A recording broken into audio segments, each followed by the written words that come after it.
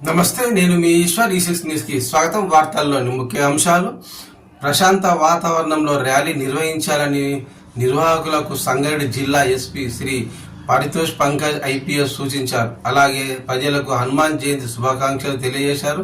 హనుమాన్ ఉత్సవంలో భాగంగా నిర్వహించే శోభయాత్రలు ప్రశాంతంగా జరగడానికి జిల్లా వ్యాప్తంగా పటిష్ట బందోబస్తు ఏర్పాటు చేసినట్లు ఎస్పీ వివరించారు.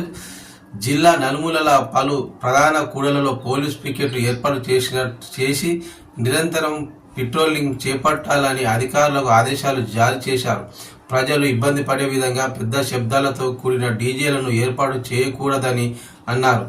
ఇతర మతాల మనోభావాలను దెబ్బతినే విధంగా వివాదాస్పద పాటలు, నినాదాలు, ప్రసంగాలు చేయకూడదని, ర్యాలీలో పాల్గొనే ప్రతి ఒక్కరూ శాంతియుతంగా సహనంతో ర్యాలీ నిర్వహించాలని అన్నారు.